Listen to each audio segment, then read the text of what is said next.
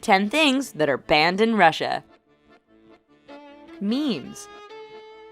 We all know how funny and catchy internet memes can be. Get a funny picture and make it funnier by adding a witty caption and you have yourself a meme. It turns out the Russian government isn't so keen on them. In fact, all memes which poke fun at political figures and leadership have been banned. That means if you live in Russia, there are no more memes of shirtless Putin riding bears, crackers, or woodpeckers. Have no fear, Russia. The rest of the world will continue turning out Putin-based memes.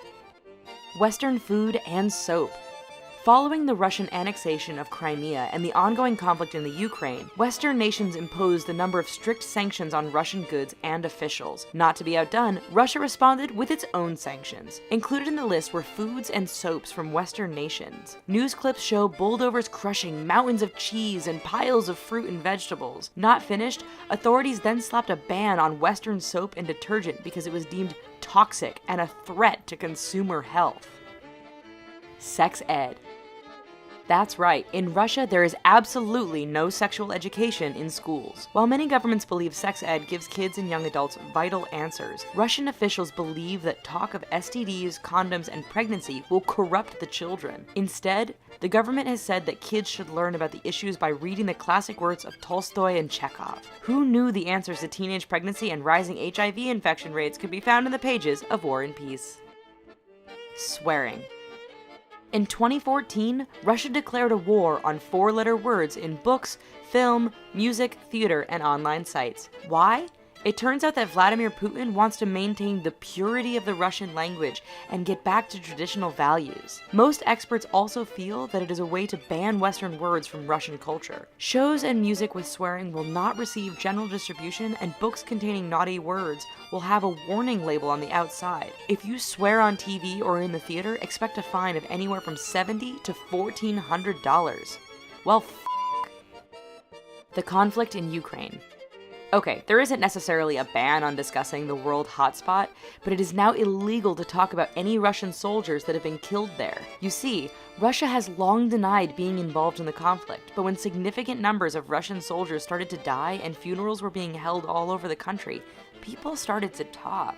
The government stepped in and decreed that all talk of dead soldiers was banned because military casualties were now deemed a state secret. Apparently, the logic behind this ban is that if you don't talk about it, it never happened? Lingerie. With so much stuff already banned in Russia, it appears as if the government is coming into the bedroom. Lingerie with less than 6% cotton has been banned, which means pretty much that all lingerie is banned. Given 80% of lingerie sold in Russia is foreign-made, many believe it is an attempt to keep out the likes of Victoria's Secret and push the far less sexy and desirable Russian brands. The government says a key reason is that lingerie has too much synthetic material and is unhealthy for the body. We bet there's more than a few disgruntled Russian men who disagree. Being emo.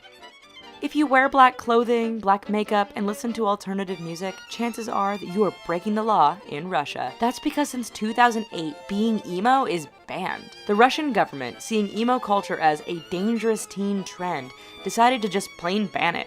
Because we all know that when adults tell teenagers they can't do something, that they always listen, right?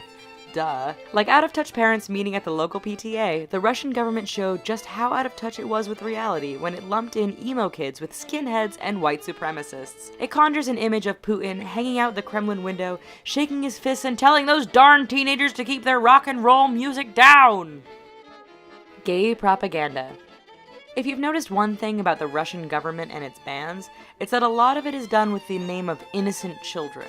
So, when the government recently introduced new laws targeting homosexuals, it came as no surprise that much of it was done under the guise of protecting the kids. Anything that could be construed as gay propaganda is banned in Russia and can get you a fine and time in jail. Parades, pamphlets, and even flags are seen as methods of spreading a message the government just doesn't want around.